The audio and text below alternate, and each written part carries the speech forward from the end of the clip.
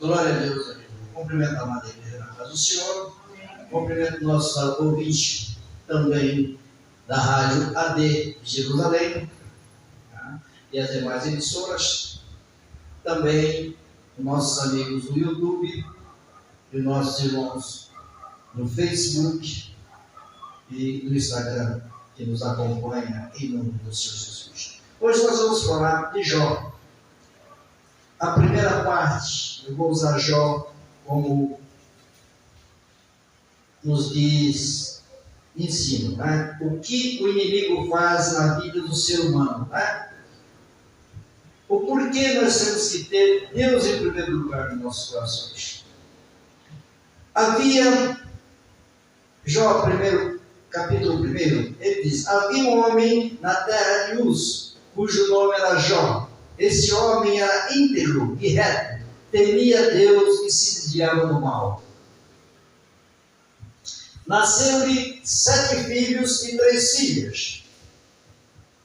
E possuía ele 7.000 ovelhas, 3.000 camelos, 500 juntas de bois, 500 jumentas, e tinha também grande número de servos. Esse homem era o maior de todos no Oriente.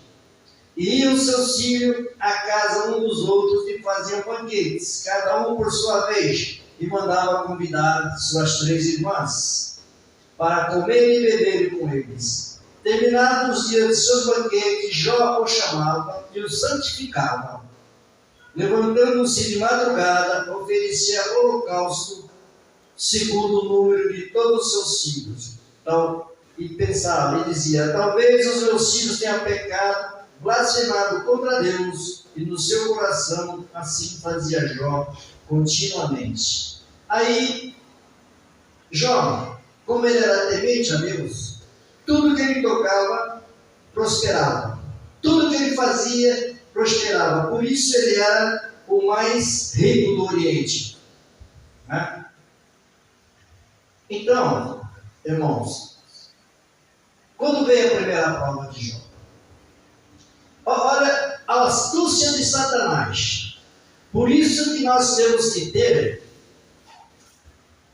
a dignidade, a probabilidade. Nós tínhamos que ter a probabilidade, a dignidade de ter Deus em primeiro lugar em nossos corações. Por quê? Porque o inimigo é muito astuto, ele mete o nariz onde é chamado. Olha aqui, ó. O versículo 6. Certo dia, os filhos de Deus vieram apresentar-se perante o Senhor. E veio também quem entre eles? Satanás. Se numa reunião de Deus, e os filhos de Deus, os anjos, arcanjos, tá? O Pai, o Filho e o Espírito Santo, Satanás entrou no meio. Imagine na casa do comedor de arroz e feijão que não tem Jesus no coração, né? Que não faz as coisas direito. E disse o Senhor a Satanás: de onde vens? E respondeu Satanás ao Senhor: de rodear a terra e passear por ela. Ele vive rodeando a terra e passeando por ela. Então disse o Senhor a Satanás: observaste meu servo Jó? Não há ninguém na terra semelhante a ele, homem íntegro e reto, que teme a Deus e se desvia do mal. Né? Ele serve a Deus com coração, com amor, com carinho, com dignidade. Ele é fiel a Deus. Aí respondeu Satanás ao Senhor: teve Jó a Deus sem motivo? Acaso não o tem protegido de todos os dados? Ele, sua casa e tudo que ele tem? A obra das suas mãos abençoaste, os seus bens se multiplicam na terra? Porque quando nós somos abençoados por Deus, tudo que nós temos multiplica. Amém. Tudo de bom multiplica. E o diabo faz: estende a mão, porém estende a tua mão sobre ele, toca em tudo o que tem, e ele certamente blasfemará contra ti na tua face, né? O diabo desafia Deus. Fala para ele assim: se você tirar o que Jó tem, Jó também vai virar as costas para o Senhor. Ele está pensando que Jó era qualquer um cristão que anda por aí fingindo, brincando de crente, mas Jó era um crente de cristão de verdade. E disse o Senhor a Satanás: muito bem, tudo que ele tem está no teu poder, mas somente contra ele não estenda as tuas mãos. Então Satanás saiu da presença de Deus. Olha quanto que a nossa alma é importante para Deus. Deus deu a permissão para Satanás acabar com tudo que ele tivesse, menos com a vida dele, menos com a alma dele. Deus zela muito pela nossa alma. Deus zela muito por nós. Nós temos que entender essa mensagem. O amor de Deus que tem por nós. O inimigo, ele faz de tudo para se aproximar, para nos tragar, para nos derrubar, para desviarmos do caminho de Deus. Mas Deus, se Ele está conosco, não tem para o Satanás. Aí, certo dia, os filhos e as filhas de Jó comiam e bebiam vinho na casa do irmão mais velho. Aí veio o mensageiro a Jó e lhe disse: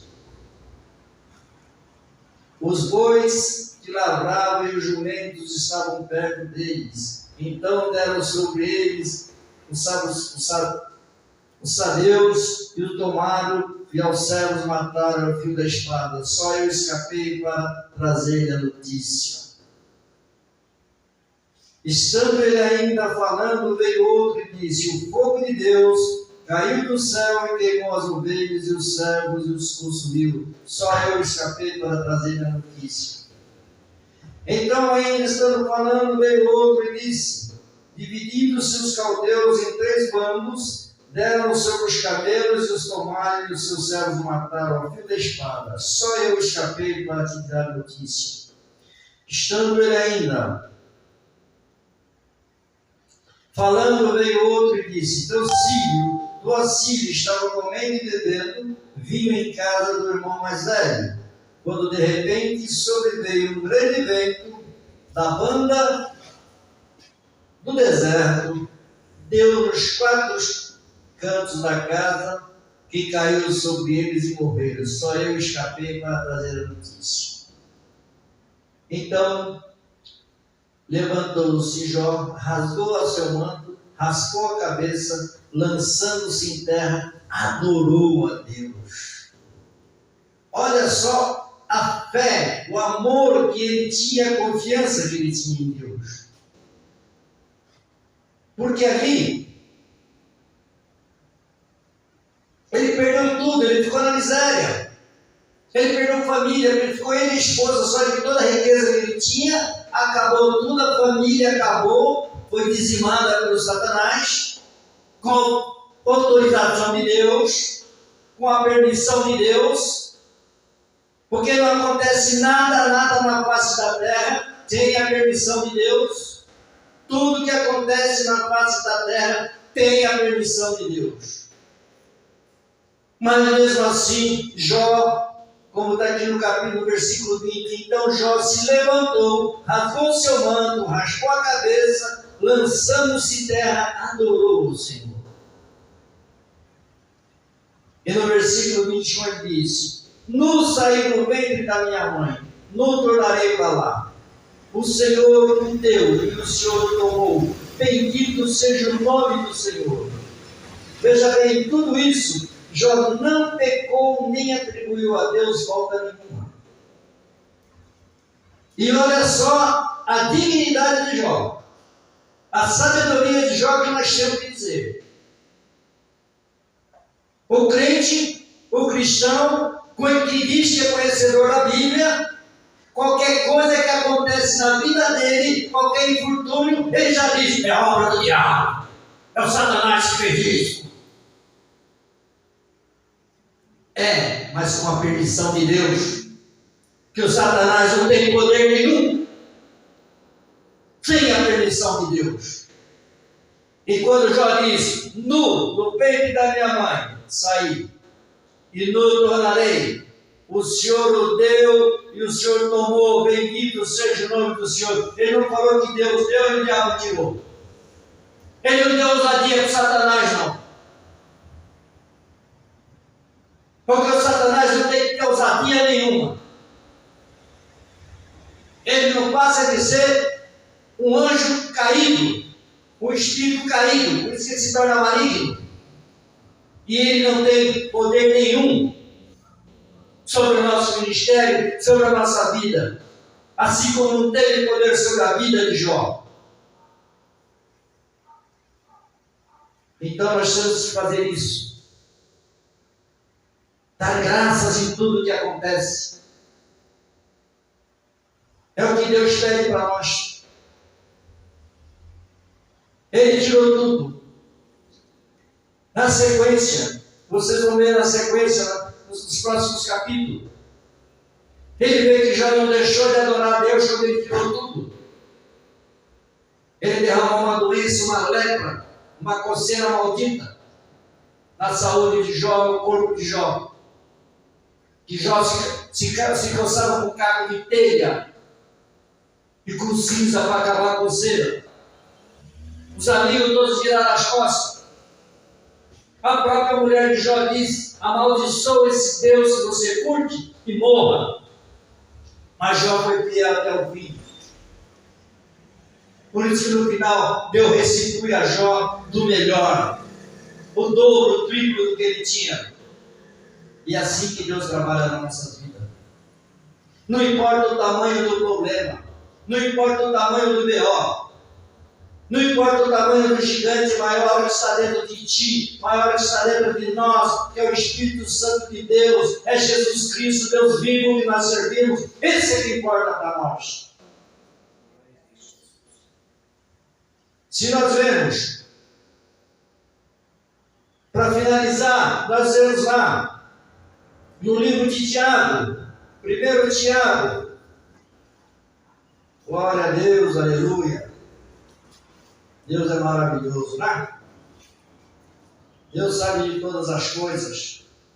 Então nós não devemos deixar que o inimigo tome conta da ousadia do inimigo.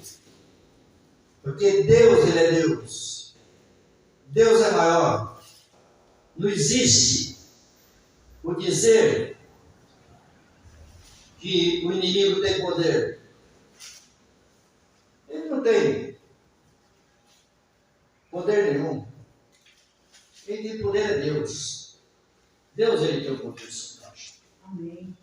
Deus, Ele tem o poder sobre a humanidade. Deus tem o poder no mundo. Ele é o Pai de todos nós. Ele que criou o céu e a terra, as estrelas, a água, o mar. Ele que criou tudo. Ele é o ar que nós respiramos. Amém. Ele é a água que sacia a nossa sede e refresca o nosso corpo. Ele é o fogo que nos aquece. Ele é a terra que nos sustenta. Esse é Deus. No livro de Tiago, capítulo 1, olha o versículo 2, o que diz: meus irmãos, tendes por motivo de grande alegria quando passardes por provações. Mas qualquer provaçãozinha, qualquer unha cravada, o ser humano já começa a blasfemar, já começa a murmurar. E o versículo 3 diz: sabendo que a prova da vossa fé desenvolve a perseverança. Quando você crê em Deus, quando você tem fé, você tem perseverança. E só vence aquele que tem fé e aquele que persevera, aquele que vai de fato de verdade aos pés de Deus. E o versículo 4 diz: ora, a perseverança deve terminar a obra, para que sejais maduros e completos, não tendo falta de coisa alguma. Quando você é maduro nos pés de Deus, nada te falta. O versículo 5 diz: ora, se algum de vós tem falta de sabedoria, peça a Deus, que a todos dá liberalmente, e não censura, e ele será dado para você. Amém. Mas o versículo 6 diz: peça, porém, com fé, não duvidando, porque aquele que duvida é semelhante à onda do mar, que é impelida e agitada pelo vento. O homem que não tem fé, o homem que tem dúvida no coração, ele é semelhante à onda do mar. Quando eu falo homem, no sentido figurado, é o homem e a mulher. Que ele diz aqui, o homem que tem dúvida no coração é semelhante à onda do mar, que é agitada pelo vento, jogada para lá e para cá. E todos sabem qual é a finalidade, aonde que acaba as ondas do mar, qual é o fim da onda do mar. Ou ela morre na praia, ou se explode no paredão dos rochedos. E não é isso que você quer para você. Então não tenha dúvida no teu coração, tenha fé, tenha perseverança. Derrame teus problemas aos pés de Deus em nome de Jesus. Porque Deus é maravilhoso. É isso que Deus quer de vocês. Fique com essa mensagem em nome do Senhor Jesus. Aqui quem nos fala é o pastor Rodrigues, em nome de Jesus. Graças a Deus e graças a Jesus. Tá? Deus é maravilhoso e magnânimo. O que Deus tem para nos dar é maravilhoso.